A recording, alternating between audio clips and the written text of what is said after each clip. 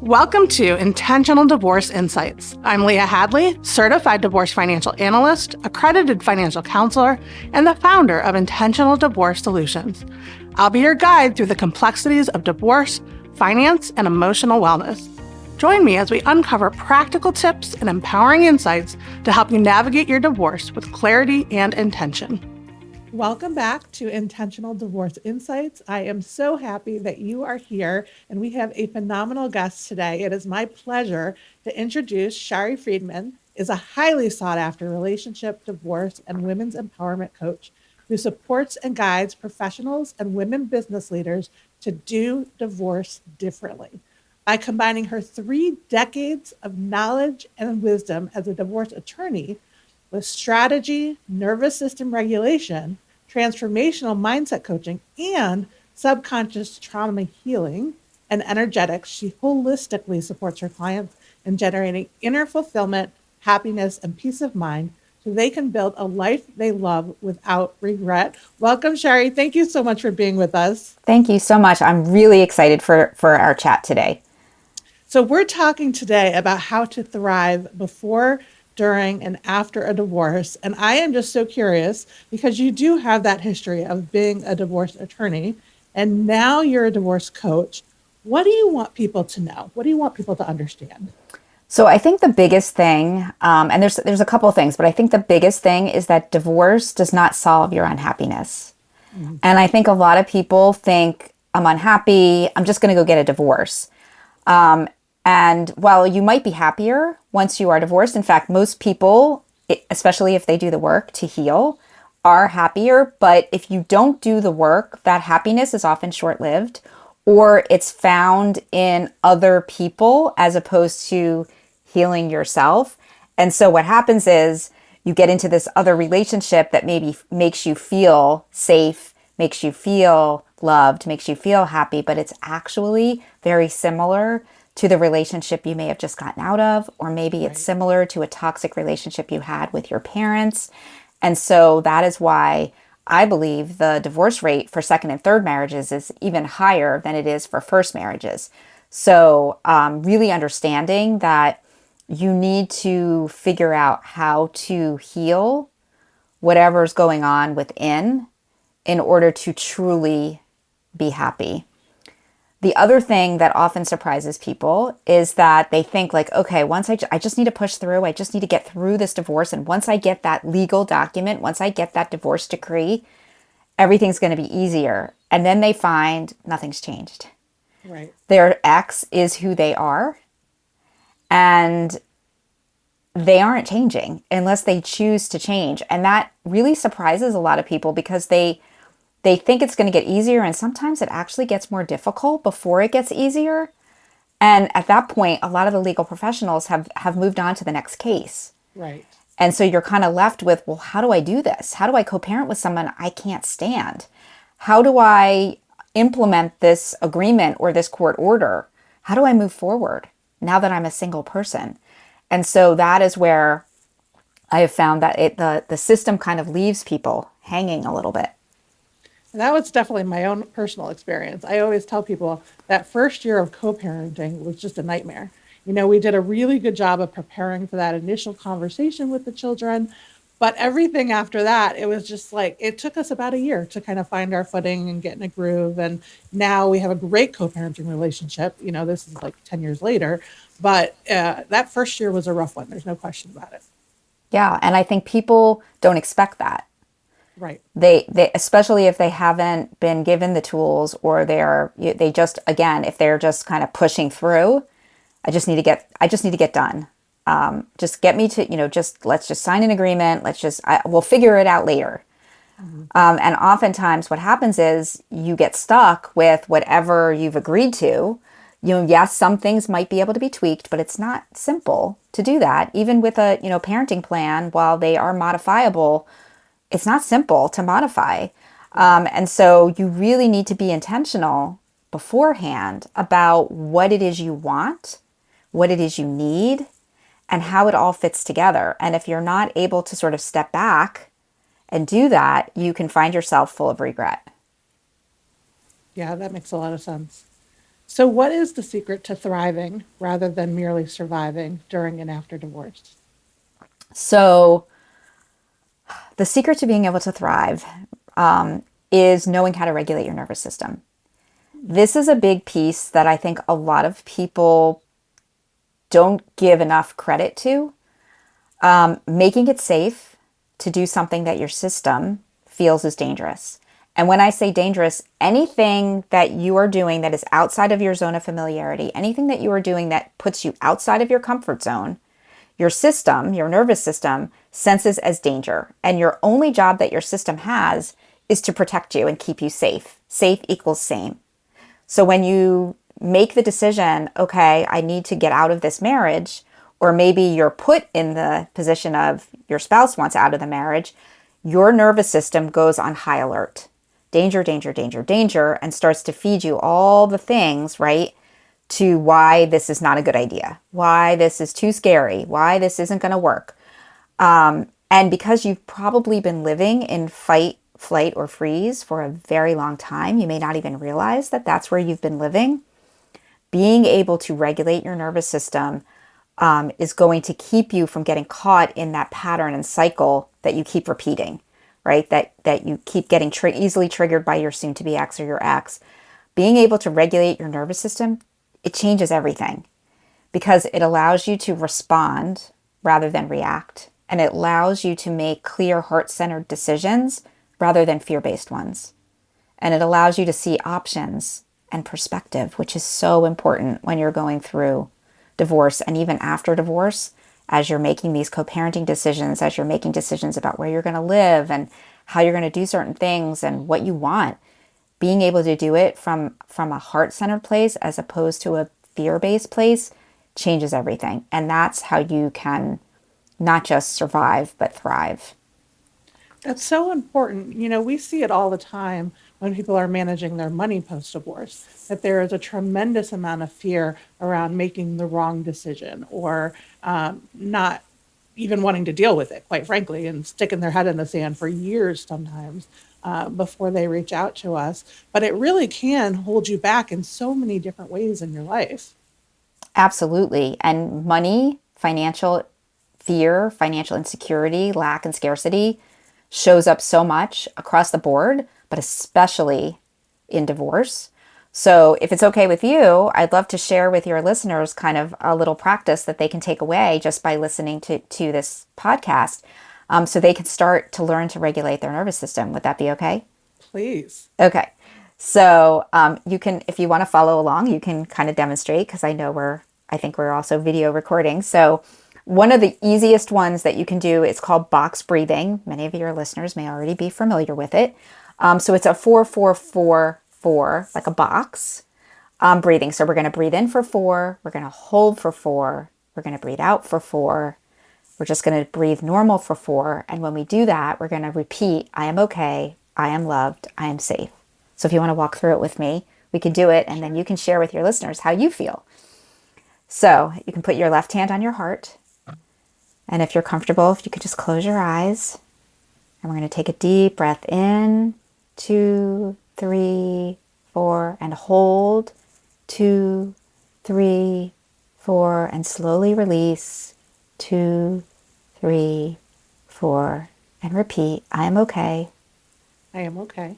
I am loved. I am loved. I am safe. I am safe. And breathe in again, 2, 3, 4, and hold, 2, 3, 4, and release, 2, 3, 4, and repeat, I am okay. I am okay. I am loved. I am loved. I am safe. I am safe. And then when you're ready, you can open your eyes. And I recommend that you repeat that at least 4 times or until you feel really dropped in and grounded. We only did it twice for these demonstration purposes, but how did that feel? It was so calming. Yeah. And I just kind of took me into a different space completely. Yeah. And that's all it takes, right? No money, very little time, no extra tools or anything like that. Anywhere you are, you can just stop, place your hand on your heart and do some deep breathing. Remind yourself, I am okay. I am loved, I am safe, and it drops you in like that, and then you can move on with what you need to do. It's really magical. Yeah, it's beautiful. Are there other strategies that you teach clients in terms of regulating their nervous system? So there are so many. Okay. So we call it nervous system love. They are somatic practices, and part of my coaching practice and certification is that I am the certification that I have. I do a lot of in my one-to-one coaching and in my group coaching program. I teach ways to release, ways to feel what you need to feel, which activates your vagus nerve, which brings you into that state of calm. And so we could do a whole episode just on somatic practices and nervous system regulation. But if your listeners are, interested in learning more about that, that is something that I work on with clients all the time. Fantastic. So, Shari, what is the biggest misconception you see about divorce coaching? So one of the biggest things that I see is I can't afford to hire a coach. And that goes into that lack and scarcity and financial insecurity, which is prevalent whether you have a lot of money and you're going through divorce, whether you're a paycheck to paycheck. It really doesn't matter. Like in what I have witnessed and experienced is it really doesn't matter where you fall. Financial insecurity is a driving force that keeps people from getting the support that they need. And what I would say is that you really can't afford not to hire a coach. And I'm not just saying that because I'm a coach and I would, I love to work with clients, but I practice law, as we've talked about, for many years, and I saw families torn apart by emotions, by fear, by beliefs that are keeping them in that same cycle of conflict. And thousands and hundreds of thousands of dollars get spent on lawyers and fighting about what's fair, right? I want it to be fair. It's not fair. And, what I say is, fairness is the F word in divorce. Because if you want fairness, you are effed. Because there is no fairness in divorce. What you think is fair, what your soon-to-be ex thinks is fair, and what a judge thinks is fair are three different things, usually. Right. And so when you get really hooked into that, it has to be fair, you can really derail your whole case and wind up spending tons of money, spending lots of time, feeling unbalanced. And when you take the time to invest in a coach, long term, it saves you time, it saves you money, and it saves your sanity. So that is really one of the biggest misconceptions, right? Is that, I can't afford it. The other thing too is that people think, well, I'm not sure I want a divorce, so I don't really need a divorce coach yet. But in fact, I work with a lot of people who are in that should I stay or should I go? Because when you have an objective sounding board to really figure out what is it that I want, you can actually, assuming that there's no abuse going on, there's like there's no reason. And that's a lot of times people are like, well, there's no real reason. I just am feeling this like unfulfilled, unhappy. You can be happy whether you stay or whether you go. And that surprises a lot of people. But when you work with a coach, you can really figure that out and then make a choice and decide, am I all in on my marriage or am I out of it? Because when you're half in, half out in that sort of limbo phase, that's when you really are unhappy because you're not making any decisions and you're giving away all your power. And yeah, go ahead. Well, I'm just wondering if all of our listeners even know what a divorce coach is. And so I hear you kind of talking about some of the things that you do, but I wonder if you could take a step back. And for those, because I will be honest, when I went through my divorce, I had never heard of a divorce coach. And it wasn't until I started doing this work professionally when I saw the profound impact that divorce coaches could have on their clients. So I'm wondering if you could just take a step back and talk a little bit about what a divorce coach is. Yes. So there are many different ways that divorce coaches work. So I'm going to speak sort of how I work, which is different than probably many, if not all, of my colleagues because of my unique background. But what I do is I use my legal knowledge and experience without giving legal advice. So especially when I work with my private clients one-on-one, we dig into, What is it that you want? Is it in alignment with what the law says? And I will send my clients to get that legal advice from a lawyer who practices in their state, preferably in their county. But then oftentimes lawyers speak in lawyer speak. Right. And lay people, the average person, you don't know what you don't know, doesn't really understand what their lawyer is saying, but they're maybe too afraid to say, I don't understand a word you just said, or I don't want to pay my lawyer to tell me that again. So they just kind of fumble through. So when you have a coach who actually understands the law, they can really help you to understand what you think you heard, and then maybe even to go back with really pointed, specific questions to clarify, which will save you time and money. Looking at your numbers. When you look at your numbers, and this is something that you do, and I do not pretend to have any kind of advanced financial background, but what I do with my clients is I help them look at their numbers on a very broad-based spectrum, so that they can just get some clarity, and that also helps regulate their nervous system. Because when they can actually step back and go, oh, wait a minute, okay, I see here where the gaps might be, and now I can go to my financial professional and fill in those gaps, rather than just kind of being in this frozen, paralyzed state, not even knowing, like, I don't even know if I need a financial person because I don't even know where to start.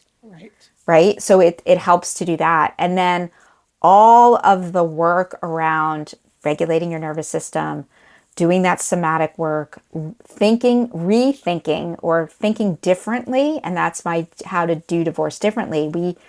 I teach clients how to think differently.